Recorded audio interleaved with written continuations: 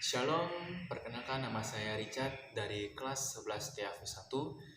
Pada kali ini, di video kali ini, mata pelajaran pendidikan agama Kristen dalam materi teknologi dalam kehidupan dalam kehidupan orang Kristen.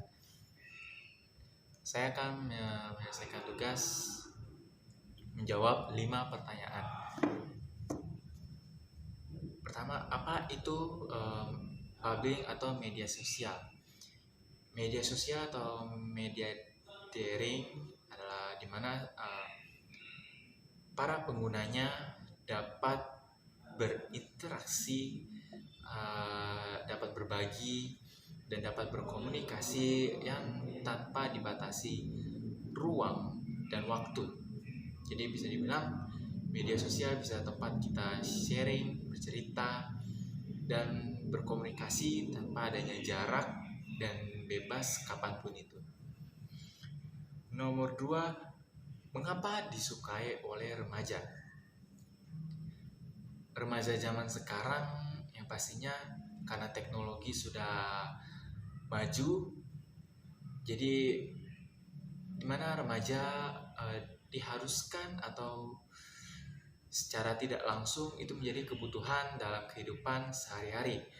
Dan para remaja di zaman sekarang menganggapnya sebagai sesuatu hal yang sudah sehari-hari. Dan kenapa mereka menyukainya? Karena itu sangat simpel, karena mereka tidak dibatasi oleh ruang dan waktu. Jadi bisa kapan saja bercerita, mempermudah mencari informasi, dan komunikasi pun jadi lebih gampang. Yang ketiga, dampak positif dan negatifnya dari teknologi atau media sosialnya tersebut. Kalau dalam teknologi secara umumnya, secara positifnya teknologi memberikan kita kemudahan dalam segala hal.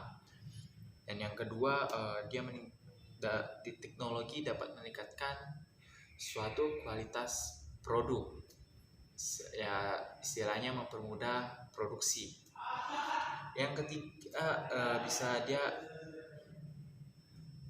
melatih sumber daya manusia.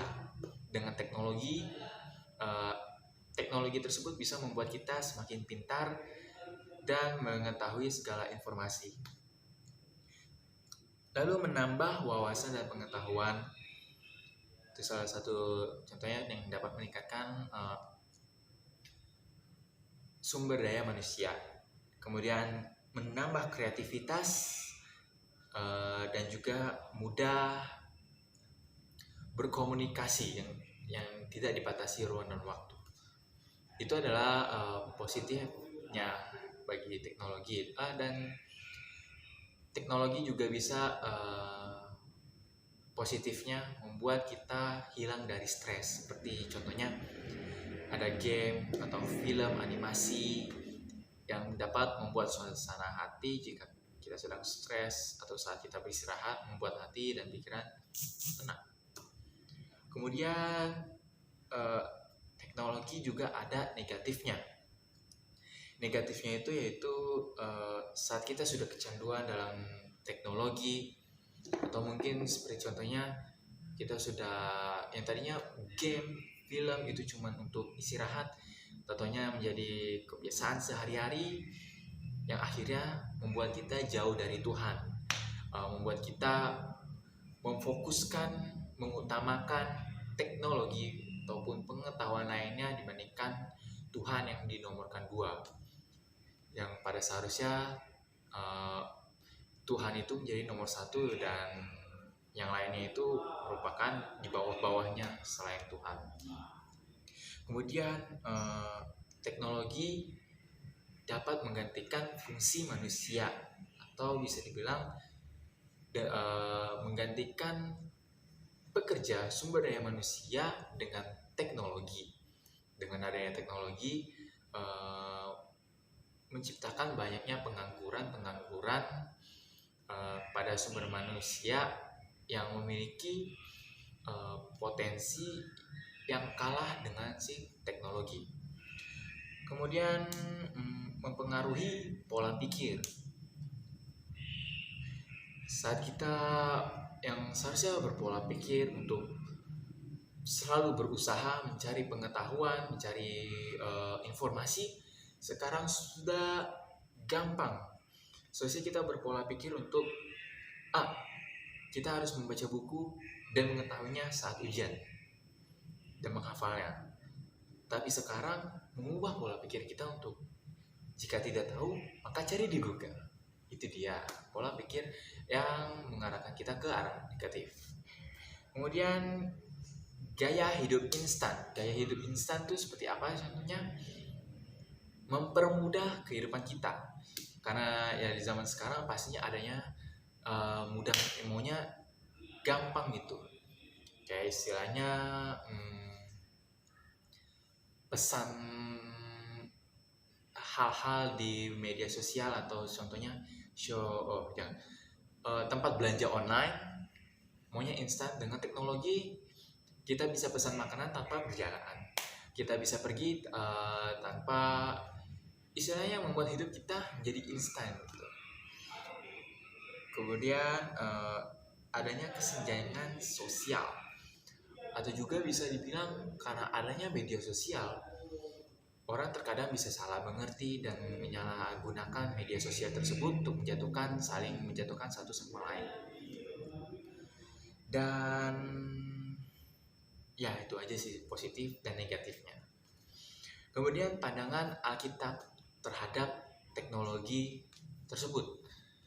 Menurut saya pandangan Alkitab atau pandangan Tuhan sendiri, baik buruknya itu Tuhan tidak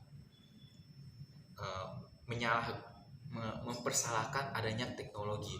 Tuhan tidak bermasalah dengan teknologi tersebut, karena Tuhan sendiri yang telah menciptakan teknologi. Seperti beberapa contoh di Alkitab, dia menyetujui beberapa teknologi, yang salah satu contohnya Nuh menciptakan perahu, bahtera,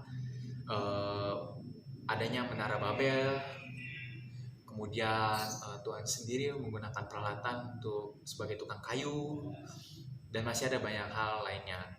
Nah, dari situ sendiri Tuhan juga mengizinkan bahwa adanya teknologi itu gak apa-apa. Hanya saja manusianya saja yang mempersalahkan atau menyalahgunakan teknologi tersebut. Dengan adanya teknologi, pada zaman sekarang Tuhan bisa berkomunikasi walaupun melalui foto, video, ataupun jejaring online lainnya. Nah, dari situ Tuhan tetap bisa bekerja walaupun adanya teknologi, terkecuali dari manusianya sendiri yang menyalahgunakan teknologi. Dan Tuhan mengizinkan manusia untuk menggunakan teknologi hanya untuk memuliakan dan menyenangkan hati Tuhan. Lalu yang kelima, jelaskan cara bijak menggunakan teknologi. Menggunakan teknologi, cara bijaknya itu, pertama, kita harus tahu batasan. Kita harus mengatur diri kita bahwa kitalah yang mengatur pola hidup kita, bukan pola hidup kita yang diatur oleh teknologi. Atau istilahnya, kita harus belajar mengandalkan diri sendiri daripada mengandalkan teknologi. Yang namanya teknologi, kita tidak bisa mengenalkan orang lain selain diri kita sendiri. Seperti contohnya saat ujian sekolah, saat kita mengenalkan teknologi, yang ada IQ kita, kepintaran kita yang ada menurun. Tapi jika kita mengenalkan diri sendiri dengan cara menghafalkan atau melatih diri kita dengan soal-soal yang ada di jejaring sosial, dengan itu kita bisa meningkatkan prestasi kita dengan menggunakan cara yang positif dan menggunakan teknologi untuk meningkatkan hidup kita, bukan untuk menurunkan kualitas hidup kita. Kemudian gunakan teknologi saat gunakan teknologi saat kita memerlukannya.